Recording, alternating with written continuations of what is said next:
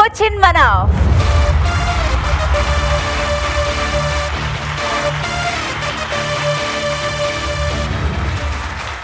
മനാഫ്ക, സ്വാഗതം. Thank you.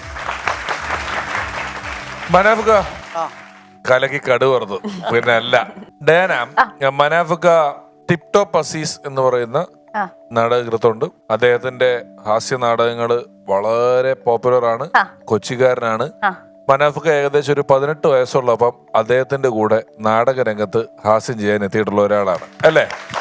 അതെ അതെ. അത് കഴിഞ്ഞിട്ട് എങ്ങനെയായിരുന്നു മനാഫ്ക മിമിക്രിയില് എത്രയോ കാര്യങ്ങളൊക്കെ? ഞാനും എൻ്റെ കൂട്ടുകാരൻ റഫീഖ് മട്ടാഞ്ചേരി ഞങ്ങൾ കൂടെ മറ്റേ കൊച്ചിൻ കിങ്ങിണി പറഞ്ഞ ഗ്രൂപ്പ് ഉണ്ടാക്കി. കൊച്ചിൻ കിങ്ങിണിയോ?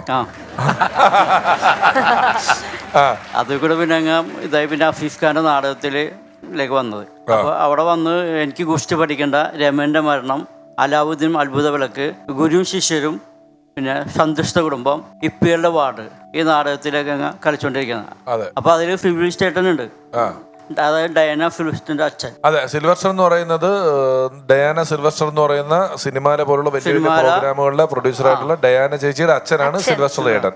അപ്പൊ അവരുടെ വീട്ടിൽ അങ്ങ് നാടകം റിഹേഴ്സൽ ചെയ്യുന്നത്. ഡയാന ഏഷ്യാനെറ്റ് തുടങ്ങിയപ്പോൾ അതിൽ കയറി. അപ്പോൾ കോമിക്കോളാന്ന് പറഞ്ഞ പ്രോഗ്രാം ഫസ്റ്റ് തുടങ്ങി. അപ്പോൾ അത് തുടങ്ങിയപ്പോൾ എന്നെ അതിലേക്ക് വിളിച്ച് അതിലെ കോർഡിനേറ്ററും അതിലെ അഭിനയിക്കാൻ എല്ലായിട്ട്. അന്ന് പിന്നെ അത് വന്ന് കുറേ കലാകാരന്മാർക്ക് അവസരം കൊടുക്കാൻ വേണ്ടി സിനിമാരിയായി. മനാഫ്കയുടെ ഫസ്റ്റ് പടം ഏതാണ് മനാഫ്ക? ഫസ്റ്റ് പടം ഓ ഫാബി എന്ന് പറയും. ഓ ഫാബി, അടിപൊളി. ആ ഓ ഫാബി എന്ന് പറയുന്നത് ഒരു പക്ഷേ മലയാളത്തിലെ ഗ്രാഫിക്സ് എന്നൊക്കെ പറയുന്ന വാക്ക് നമ്മളെ ആദ്യം നമ്മൾ കേൾക്കുകയും അത്ഭുതപ്പെടുകയും ഒക്കെ ചെയ്തിട്ടുള്ള ഒരു പടമാണ്. ഓ ഫാബിയിൽ ആരായിരുന്നു? അതിലെ പിള്ളേരെ വില്ലനായിട്ടായിരുന്നു ഓ ഫാബി. അതിനകത്തൊരു വളരെ പോപ്പുലർ ആയിട്ടുള്ള പാട്ടുണ്ട്, അത് ഡയാനയ്ക്ക് അറിയാമോ? ഒരു വരിയെങ്കിലും അറിയാമോ? ഡിങ്കര ഡിങ്കര ഡിമാല കണ്ട ഡിമ ഡിമ ഡിങ്കാലോ എന്ന് പറഞ്ഞൊരു പാട്ടുണ്ട് അതിനകത്ത്. ചെപ്പടിക്കാരൻ തോറ്റ്.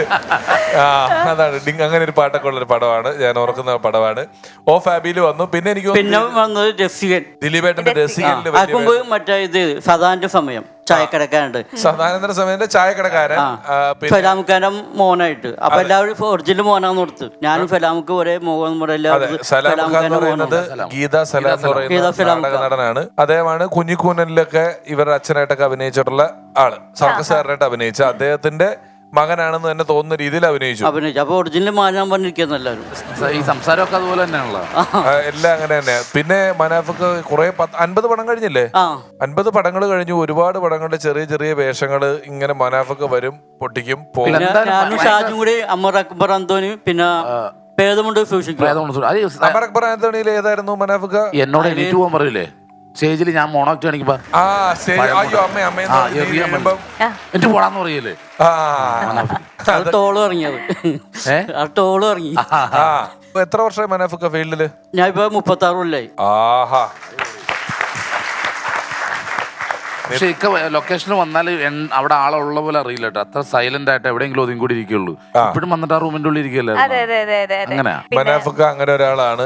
വളരെ നാടക പരിചയമുള്ള, മിമിക്രിയുടെ പരിചയമുള്ള, സിനിമയുടെയും ടെലിവിഷന്റെയും ഒക്കെ പരിചയങ്ങളുള്ള, ഒരുപാട് നല്ല വേഷങ്ങൾ ചെയ്ത മനാഫ്ക്കയുടെ ഒക്കെ ഒരു കാര്യം ആൾക്കാർ നമ്മൾ ഇതുപോലൊരു പരിപാടിയിൽ വന്ന് മനാഫ്ക്ക് ഇന്ന ആളാണ് എന്ന് പറയേണ്ട ഒരു ആവശ്യമാണ്. മനാഫ്ക്കിനെ നമ്മളൊക്കെ കണ്ടിട്ടുണ്ട്. ഇപ്പൊ ഈ സീൻ പറയുമ്പോൾ നമ്മൾ കണ്ടിട്ടുണ്ട്, മനാഫ്ക്ക് പെർഫോം ചെയ്തിട്ടുണ്ട്. പക്ഷെ എങ്കിലും ഇത് ഇന്ന ആളാണ് എന്ന് ജനം അറിയണമെങ്കിൽ നമ്മൾ ഇങ്ങനെ ഒന്ന് പറയണം. മനാഫ്ക്ക് ഗംഭീരമായി കേട്ടാ, വന്നതിൽ വളരെ സന്തോഷം. മാത്രമല്ല എനിക്കൊരു കാര്യം മനാഫ്ക്കിനെ കണ്ടപ്പോഴത്തേക്കും തോന്നിയത് എന്താണെന്ന് വെച്ചാല്, മനാഫ്ക്കയുടെ തന്നെ ഫിഗറുള്ള ഒരു ഹോളിവുഡ് ആക്ടർ, പേരെനിക്ക് അറിയില്ല, പക്ഷെ അദ്ദേഹം അഭിനയിച്ച പടം ഞാൻ പറയാം, ക്യാരക്ടർ ഞാൻ പറയാം. ഈ Charlie and the chocolate factory എന്നൊരു പടമുണ്ട്, കുട്ടികൾക്ക് വേണ്ടിയുള്ള പടമുണ്ട്. അതിലൊരു ക്യാരക്ടർ ഉണ്ട്. മനാഫ്ക്ക് മീശ വഴിച്ചു കഴിഞ്ഞാൽ ഏകദേശം അദ്ദേഹത്തെ പോലെ ഇരിക്കും. ഞാൻ വേറെ കാര്യം പറഞ്ഞേട്ടെ. ഇപ്പൊ വിശാലി പറഞ്ഞില്ലേ ഇതുപോലെ വന്നെന്ന് പറയണമെന്ന് പറഞ്ഞില്ലേ, അങ്ങനെ വന്നെന്ന് പറയണല്ല, ഇതുപോലൊക്കെ കലാകാരന്മാരെ കണ്ടെത്തി ഈ പ്രോഗ്രാമിൽ നിങ്ങൾ കൊണ്ടുവന്ന് നിർത്തണം. അതാണ് ഏറ്റവും ഇപ്പൊ കൊണ്ടുവന്നത്. ശരിയാണ്. ഒത്തിരി കലാകാരന്മാരുണ്ട് പഴയ കാലത്തൊക്കെ. ഞങ്ങളുടെയൊക്കെ കാലമൊന്നും വലിയ നല്ല കാലമാണ്, കാരണം ചാനലുകളും മാധ്യമങ്ങളൊക്കെ വന്നതിന് ശേഷം. ഇതിനു മുമ്പുണ്ടായിരുന്ന കുറേ കലാകാരന്മാരുണ്ട്. ഇപ്പോഴും നമുക്കറിയാം അവര് മടുത്തിട്ടിട്ട് പോയ ആൾക്കാരാ. അവർക്ക് രക്ഷപ്പെടാനായിട്ട് വേറൊരു മീഡിയ അങ്ങനെ ഒന്നും ഉണ്ടായിരുന്നില്ല, ചാനലൊന്നും ഇല്ലായിരുന്ന സമയത്ത്. ഇപ്പോഴും പല ആൾക്കാരുടെ ഗംഭീര ആർട്ടിസ്റ്റുകളുണ്ട്. ചിലര് കല്യാണം കഴിഞ്ഞിട്ട് മാറി ഇതായിപ്പോയി, കുടുംബത്തിന്റെ ഭാരം കൊണ്ട് മാറിക്കുന്നവരുണ്ട്. ഇഷ്ടംപോലെ ഇഷ്ടംപോലെ ഉണ്ട്. ഞാൻ അന്നും ഇന്നും ഭാര്യങ്ങൾ വന്നിട്ടും ഈ ഇത് മാത്രമേ ഉള്ളൂ എൻ്റെ കല കൊണ്ടാണ് മാത്രം ജീവിക്കുന്നുണ്ടോ മനാഫിക? മനാഫിക്കൊക്കെ എന്തെങ്കിലും കലയുമായി ബന്ധപ്പെട്ട മനാഫിക്കയുടെ വ്യക്തിബന്ധമുള്ള ഒരുപാട് കലാകാരന്മാരുണ്ട്. മനാഫിക്കെ അറിയാവുന്നവരുണ്ട്. അതുകൊണ്ടാണ് ഈ ഇപ്പം രസിക്കാനാണെങ്കിലും മറ്റു പടങ്ങളിലൊരു പടം ഇരുന്ന് കാശിമ ഒരു വേഷം മനാഫിക്കയ്ക്ക് ഉണ്ട്. അതിൽ മനാഫിക്ക വരും പോവും, അങ്ങനെ തന്നെയാണ്. ഫാമിലി ഒരു മോള്, സ്വന്തമായിട്ട് ഒരു വൈഫ്. അല്ല, എന്തായാലും നമ്മളെപ്പോലത്തെ കലാകാരന്മാർക്ക് കിട്ടുന്ന ഏറ്റവും വലിയ അനുഗ്രഹം എന്ന് പറഞ്ഞാൽ ഈ പൈസയോ പരിപാടിയോ ഒന്നുമല്ല.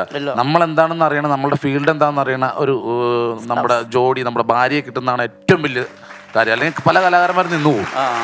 ഞാൻ വളരെ ബുദ്ധിമായിട്ട് ഇതൊന്നും അറിയാത്തൊരു പെണ്ണിനെ പോയി കെട്ടി. അല്ല, അറിയാമായിരുന്നെങ്കിൽ ചിലപ്പോൾ പെണ്ണ് കിട്ടൂലായിരുന്നു. അപ്പോൾ മനാഫിക്ക ഒരുപാട് സന്തോഷം നമ്മുടെ വേദിയിൽ എത്തിയത്. ഞങ്ങളുടെ ഒരു ചെറിയൊരു സ്നേഹാദരവുണ്ട്. അത് മനാഫിക്കയ്ക്ക് നൽകാനായിട്ട് ഞാൻ രമേശ് ചേട്ടനെയും സാജു ചേട്ടനെയും സ്റ്റേജിലേക്ക് ക്ഷണിക്കുന്നു. പ്ലീസ്.